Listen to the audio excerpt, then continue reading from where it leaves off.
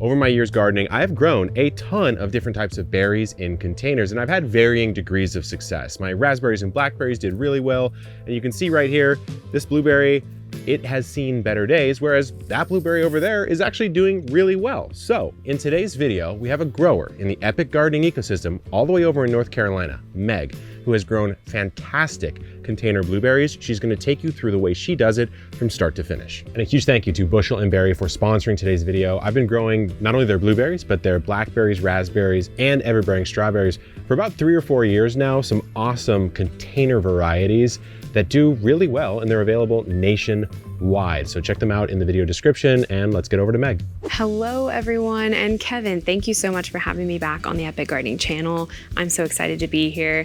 And today I'm going to tell you guys about all the failures that I've had over the years trying to grow blueberries. There's been a lot of them. You will have learned from them too, and you guys are going to be growing the best blueberries around in containers.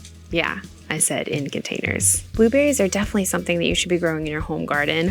One, because they are delicious and nutritious, unless you're allergic. Two, they're actually native to North America. So if you live in North America, you automatically have the perfect environment for growing blueberries, although there aren't many places that you can't grow them either. And three, they're perennials. So you only have to plant them once and they come back year after year. And with proper care, blueberries can live 50 plus years.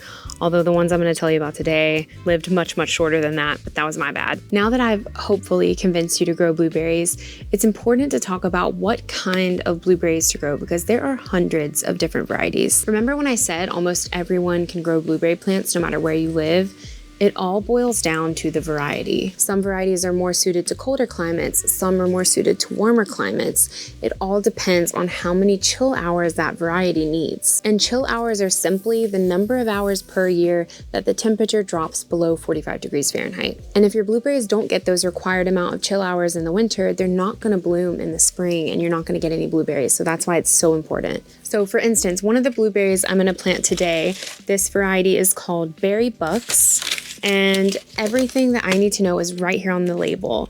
So the chill hours that are required for this variety are 600.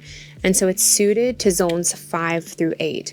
I'm in zone 7B, kind of right on the cusp of zone 8. So I know that this variety is going to perform well in my area. The good news is if you're shopping in your local garden center, you don't have to worry about all this because they're going to be carrying varieties that are suited to your area anyway. Most modern blueberry varieties are self-fertile, they're self-pollinating. This variety is self-pollinating. And that just means that they don't need another plant to cross-pollinate with in order to bear fruit. Some varieties do require cross-pollination, which means that they require that you get a different variety of blueberry plant and plant them next to each other. So that's something to look out for, especially if you're a balcony gardener and you just want one plant.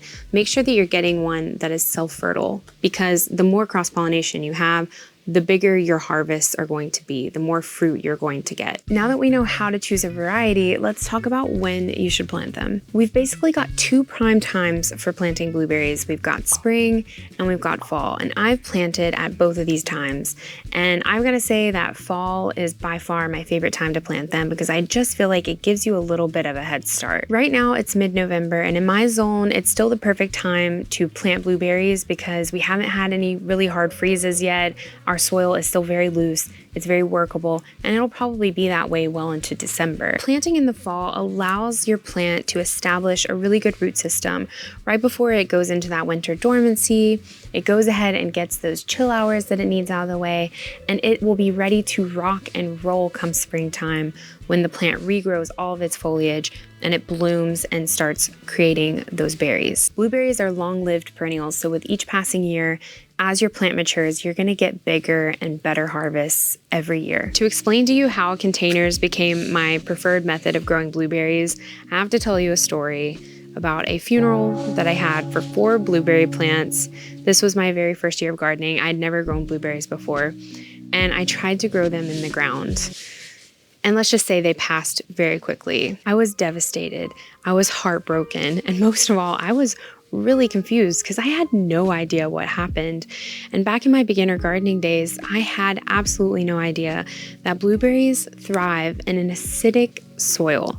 They prefer a soil pH of 4.5 to 5. And that very specific pH can be very hard to obtain and control in an in-ground environment. I ended up going to the hardware store, I picked up an at-home soil test kit, and I tested the soil, and the soil was actually alkaline. So those blueberries were definitely not happy at all. And unfortunately, before I realized what was going on, it was too late. And I opted to try to grow my blueberries in containers this time. I picked up some more blueberries, some large terracotta pots, some organic potting soil, some compost, and I got some soil acidifier. This way I had total control over the soil that my blueberries were growing in, and it worked. I got a bumper crop the next year. I was so happy. I was over the moon. And it's really what made me fall in love with growing not only my blueberries, but fruit trees and other fruit bushes in containers. But I still made a tiny mistake in choosing the right containers,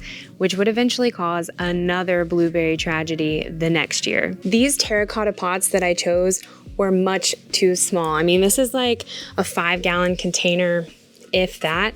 And while it did okay the first season that the plants were in there, got lots of berries, as the next season came around, they started to quickly decline, and I got 0 berries. Terracotta is a porous material that very quickly dries out, especially in the southern heat. And at first, I could get away with watering these every few days or so, but the problem came when the plants started growing more and more. They very quickly became root bound in these really small containers. And when a plant becomes root bound, this happens because the pot is too small and the roots keep growing and growing, and they run out of room, so they just start wrapping around and around and around in the pot. And this can actually start to make your plants hydrophobic because the roots are taking up all of the room. There's little to no soil left, and what soil is left is really compacted, and so it starts to not hold water well at all. And eventually your plant really starts to suffer because it's not getting enough water, it doesn't have the space that it needs to grow, and they'll die. And that's what happened to a few of my blueberry plants. I was able to save some of them by repotting them in the right container. So today we're going to plant a few blueberries, and I'm going to show you what I learned and how to choose the right container. When you're choosing a container for blueberries, you want to go for something that is fairly large, because keep in mind, this is a perennial that can live for over 50 years. So it needs all the space that it can get. So we're going to go with something that is 20 gallons at least. At the very least. And don't forget to keep those varieties in mind, because while you can grow any variety of blueberry in a container that you want, it's always best to go for those container specific varieties because they have been bred over time to perform well in containers. So that's always better if you can get your hands on some. I'm going to be using these 20-gallon lined grow bags from Epic Gardening, and I have become a huge fan of growing pretty much anything in grow bags because they have this permeable fabric which allows the plant to breathe and allows for better water drainage, but they're also lined with this extra material that keeps the moisture in at the same time, but not too much. And these bags allow your plants to air prune, meaning when the roots grow and they reach the edge of this bag, they just prune themselves off instead of becoming root bound and wrapping around and around and around, and that makes for a much healthier plant. We're just going to fill this grow bag up with this organic potting soil. This is a locally made potting soil that I really like, and then I'm going to add in a bit of compost as well just for a little boost. Most fruit trees or bushes really enjoy a healthy dose of compost at least once a year. Then we're just going to plant our blueberry. Then we're going to add in some soil acidifier to bring that pH down, and this is organic and it's made for acid-loving plants like blueberries and hydrangeas, and you just follow the package instructions to make the proper amendment, and it's going to bring that pH down to the acidity that blueberries love. I'm going to top it with some mulch. I love a good wheat straw mulch, but any mulch will work. We just want to make sure that we're giving it a nice 2 to 3 inch layer so the soil will stay cozy over the winter. And it's done. Easy. You might want to pick up an at-home soil testing kit and just test the soil every once in a while just to make sure that the pH remains at the preferred level of blueberries. You can always use more of that soil acidifier if necessary. You might also want to consider a raised bed for your blueberries, which still counts as a container.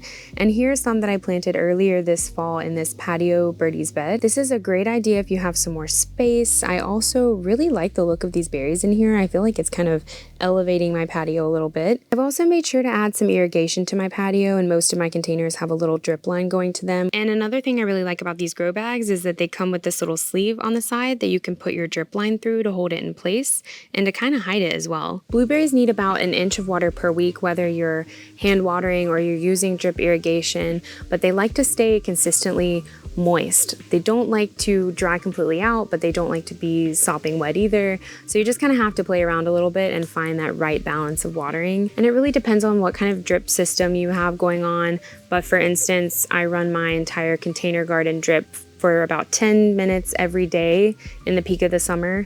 And that seemed to really work well for me last year. Blueberries also love sunlight.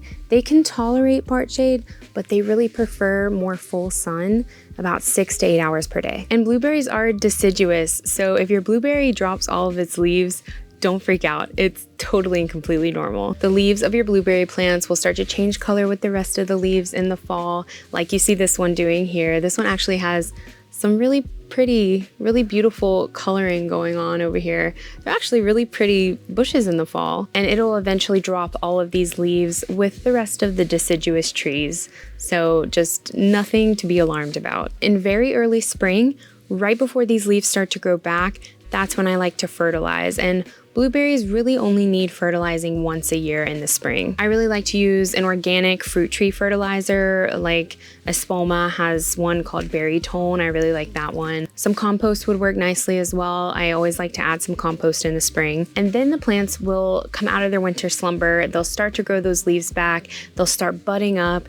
Then they'll flower and form those berries. And usually the harvest window for blueberries is anywhere between April and September. It really just depends on what variety you plant. Some are early bloomers, some are late bloomers. And you'll know your blueberries are ready to harvest when they've swelled up and they've developed that really deep blue color that we all know and love. And they'll go from being very firm to just a little bit squishy, but you don't want to let them get too squishy because that's a little bit overripe. But they'll also be very fragrant and they'll just kind of pull off the plant very easily. That's how you know when they're ready to harvest. Blueberries do have some pests to look out for, and in my experience, the main pest is birds. Birds love blueberries, and sometimes they can just gobble up every single blueberry before you even get a chance. But there are a few things you can do to deter them. The first one is bird netting.